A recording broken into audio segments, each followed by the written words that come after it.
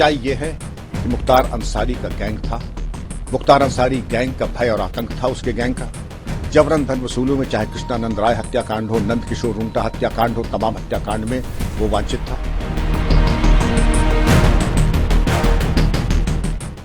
देखिए, अभिरक्षा में, न्यायिक अभिरक्षा में किसी की भी मृत्यु अगर होती है तो ये एक गंभीर विषय है और उसके बारे में एक प्रक्रिया बनी हुई है। प्रक्रिया यह है कि उसके बारे में मैजिस्ट्रियल जांच होगी, विधिवत इंक्वायरी होगी और उसके बारे में आख्या न्यायालय को भी प्रस्तुत की जाएगी। लेकिन मैं आपको बताना चाहूंगा कि जब मुख्तार अंसारी पंजाब से उत्तर प्रदेश लाए गए थे तब भी वहां पर बहुत ज्यादा उनकी रुग्ण अवस्था थी उनकी, और बड़े बड़े अधिवक्ताओं ने माननीय न्यायालय को भी अवगत कराया था कि मुख्तार अंसारी की तबीयत अच्छी नहीं है, बल्कि बहुत खराब है और उन्हें निरंतर मेडिकल चिकित्सा की और इंटरवेंशन की जरूरत है। उत्तर प्रदेश लाए गए, अच्छे से अच्छी चिकित्सा दी गई। बताए जाते हैं कि उसमें 9 डॉक्टर्स थे, निरंतर उनका मेडिकल ऑब्जर्वेशन में रहते थे, अच्छी से अच्छी चिकित्सा व्यवस्था दी गई।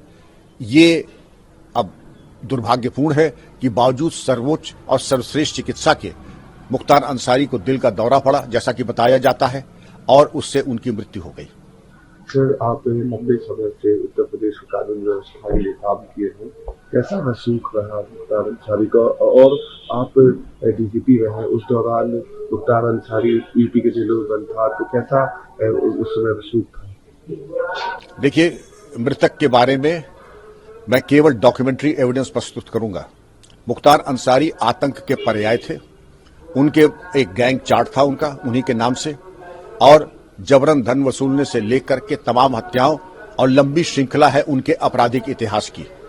और उनका गैंग क्रियाशील न केवल उत्तर प्रदेश में था बल्कि पंजाब तक में इस गैंग का भय और आतंक बताया जाता था। तो इन तमाम चीजों के मद्देनजर एसटीएफ की निगरानी में भी थे और उनके ऊपर पूरी शासन प्रशासन की निगरानी भी थी। जेल में थे और अभी आपको ये भी बताया जाएगा कि किस तरीके से 3 केसेस में उनको लंबी सजा भी सुनाई दी गई थी, जिससे कि उनका राजनीतिक भविष्य भी जो था वो भी एक तरीके से निर्वाचन लड़ने के लिए वो शायद अब निर्वाचन न लड़ पाते।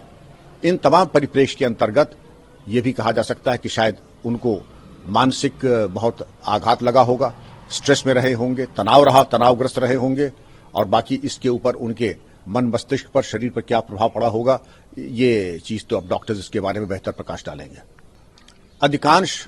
अधिकांश माफियाओं ने और मृतक मुख्तार ने भी ये कहा था कि उनको जान का भय मुझसे था। लेकिन मैं ये भी स्पष्ट करना चाहूंगा, पुलिस अधिकारी होता है, व्यवसायिक दक्ष, प्रोफेशनल कॉम्पिटेंस और कानून की परिधि में काम करता है, वो किसी की जान का दुश्मन हो ही नहीं सकता है। सर, आप डीजीपी थे, उस दौरान कहा जाता है कि तमाम माफिया आपसे खौफ खाया करते थे, चाहे अतीक अहमद हो, चाहे मुख्तार अंसारी हो, क्या कहेंगे सर? अधिकांश माफियाओं ने और मृतक मुख्तार ने भी ये कहा था कि उनको जान का भय मुझसे था। लेकिन मैं ये भी स्पष्ट करना चाहूंगा, पुलिस अधिकारी होता है, व्यवसायिक दक्ष, प्रोफेशनल कॉम्पिटेंस और कानून की परिधि में काम करता है, वो किसी की जान का दुश्मन हो ही नहीं सकता है। सर, अभी के जब देखा है तत्काल की सिचुएशंस को, तो कितनी चुनौती है कानून व्यवस्था को अभी संभालने के लिए, क्योंकि चुनाव भी है, दूसरी तरफ लोग भी कहीं न कहीं सोशल मीडिया से गाजीपुर तक इकट्ठा हो रहे हैं। बिल्कुल सही कहा आपने, ये आशंका है, लेकिन यूपी पुलिस पूरी तरीके से सजग है, सतर्क है, और मुझे पूरा विश्वास है कि पूर्व की भांति यूपी पुलिस किसी भी तरह के फसाद, दंगा आदि नहीं होने देगी। कानून व्यवस्था पूरी तरीके से नियंत्रण में रहेगी, और मेरा परामर्श भी होगा कि सोशल मीडिया पेट्रोलिंग जरूर करें, अफवाह फैलाने के ऊपर कड़ी कार्रवाई जरूर सुनिश्चित करें।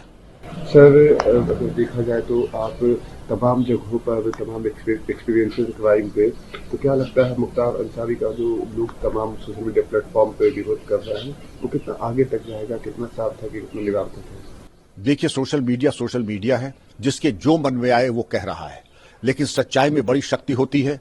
सच्चाई ये है कि मुख्तार अंसारी का गैंग था, मुख्तार अंसारी गैंग का भय और आतंक था उसके गैंग का। जबरन धन वसूलों में चाहे कृष्णानंद राय हत्याकांड हो, नंद किशोर रुंगटा हत्याकांड हो, तमाम हत्याकांड में वो वांछित था और न्यायालय ने उनको सजा भी दी है। अफवाह फैलाना बहुत ही जघन्य अपराध है और अगर कोई करेगा तो उसके ऊपर कार्रवाई भी हो जाएगी। जी सर, आखिरी सवाल, आप पुलिस के विभाग के बड़े पदों पे रहे, उस दौरान तमाम आपने सरकारें देखी, तो अपराधियों पर लगाम लगाने में कौन कौन से राजनेता अब तक आपको देखने को मिले? आज की तारीख में ध्यान से सुने, मैंने अपने पूरे करियर में वर्तमान सरकार, योगी जी की सरकार से ज्यादा जीरो टॉलरेंस वाली व्यवस्था कभी नहीं देखी और ये उत्तर प्रदेश का अहोभाग्य है और सौभाग्य है कि ऐसा नेतृत्व उत्तर प्रदेश को मिला है।